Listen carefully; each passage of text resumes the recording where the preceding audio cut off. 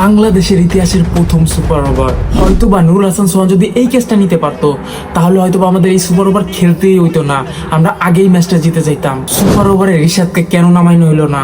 Joker team management ভাই। তাই বলে আপনারা শান্তকে সুপার ওভারে নামাই দিলেন, আর আমরা সুপার ওভারে 9 বল খেলেও 10 রানের টার্গেট চেস করতে পারলাম না। This is Bangladesh cricket for you brother. Welcome to Bangladesh cricket. চলুন আমরা এখন এক নজরে দেখে আসি সুপার ওভারটা কেমন ছিল। সুপার ওভারের প্রথমেই ওয়েস্ট ইন্ডিজ আগে ব্যাট করতে নামে এন্ড বাংলাদেশের হয়ে সুপার ওভারে বল করতে আসে বাংলার ভরসার প্রতীক দ্য ফেস মুস্তাফিজুর রহমান। প্রথম ডেলিভারি করতে যান মুস্তাফিজুর রহমান, তার সামনে ছিল ওয়েস্ট ইন্ডিজের ক্যাপ্টেন শাইব।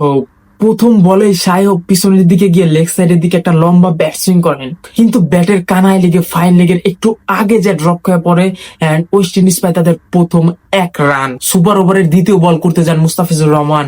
এই সময় তার সামনে ছিল ওয়েস্ট ইন্ডিজের রাদারফোর্ড, নন স্ট্রাইকে থাকা ব্যাটসম্যানটা। এন্ড মুস্তাফিজ দ্বিতীয় বলটা মাত্র 118 কিলোমিটার গতির বলটা করেন এন্ড রাদারফোর্ড অফ সাইডের দিকে একটা স্ল্যাব বা 4টি শট খেলা ট্রাই করেন এন্ড অসাধারণ একটা ক্যাচের মাধ্যমে রাদারফোর্ড আউট হয়ে ফিরে যায় and West Indies was tremendous pressure at this moment.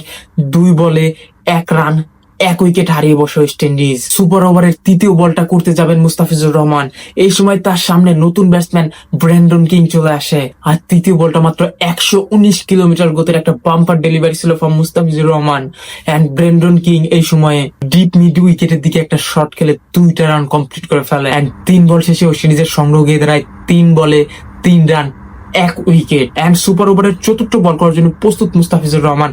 আবারও তার সামনে ব্রেন্ডন কিং। চতুর্থ বলটি মুস্তাফিজুর রহমান একেবারে ওয়াইড অফ স্টাম্পে বলটা ডেলিভারি করে। শাইব বলটা এক্সট্রা কাভার রিজিয়ন দিয়ে একটা খেলার প্রচেষ্টা করে, সরাসরি বাংলাদেশের ক্যাপ্টেন মেহেদী হাসান মিরাজের হাতে বলটা গিয়ে পৌঁছায়, কিন্তু ততক্ষণে শাইব কিন্তু 1টা রান কমপ্লিট করে ফেলছে তার দেশের জন্য।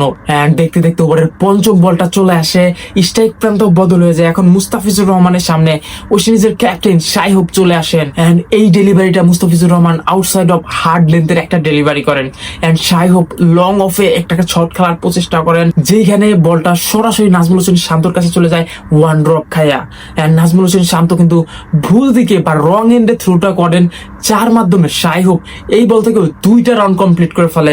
আদারওয়াইজ কিন্তু রাইট হ্যান্ডে যদি বলটা থ্রো করতে পারতো তাহলে হিতে বিপরীত হইতে পারতো। পরিশেষে আমরা সুপার ওভারের শেষ বলে এসে পৌঁছাই, যেখানে মুস্তাফিজুর রহমানের সামনে ছিল শাইব।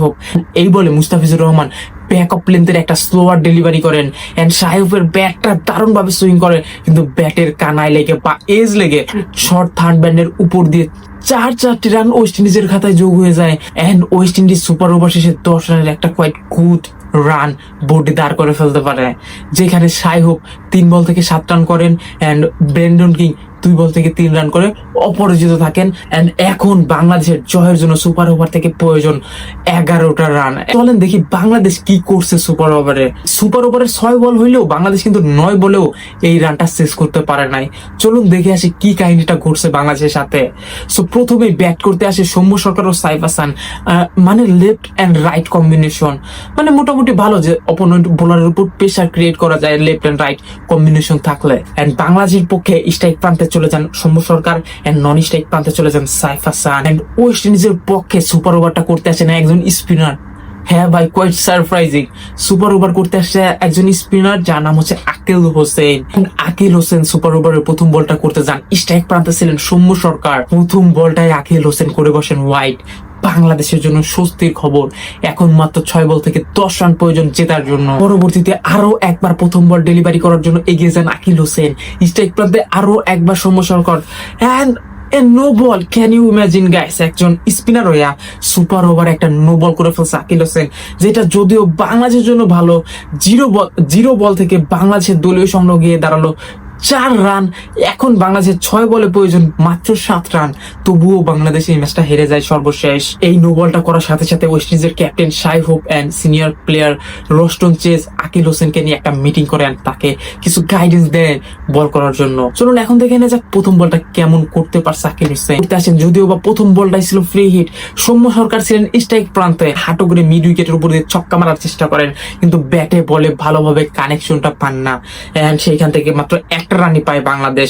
এন্ড প্রথম বল থেকে বাংলাদেশের দলীয় সংগ্রহ গিয়ে দাঁড়ায় 5 রান 0 উইকেট 1 বল থেকে। এই সময় বাংলাদেশের জেতার জন্য প্রয়োজন ছিল 5 বলে 6 রান। কি মনে হয় বাংলাদেশ কি যেভাবে জিতে যাবে? আরে না ভাই, থামেন। দ্বিতীয় বল করার জন্য প্রস্তুত আকিল হোসেন। এইবার স্ট্রাইক প্রান্তে বদল, তার সামনে আসছে এবার সাইফ হাসান। দ্বিতীয় বলে সাইফ হাসানের একটু জোরের উপর খেলার চেষ্টা, কিন্তু বলটা ভালোভাবে কানেক্ট হয় নাই। এজ হয়ে 1 drop to keeper, dot ball.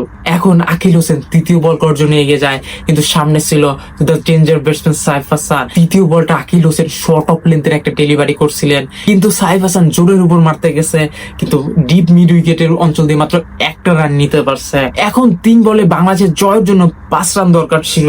এই সময় ওয়েস্ট ইন্ডিজ আরো একটা মিটিং করে তাদের টিমকে নিয়ে, যে তারা কিভাবে কি ফিল্ডিং সেটিং করবে। এন্ড এই সময় যেহেতু সৌম্য সরকার দ্য লেফটি স্ট্রাইকে ছিল, তারা এই সময় 4টা ফিল্ডার ডিপ লেগ সাইডের দিকে নিয়ে যায়, বাইরের দিকে, এন্ড একটা ফিল্ডারকে তারা অফ সাইডে রাখে।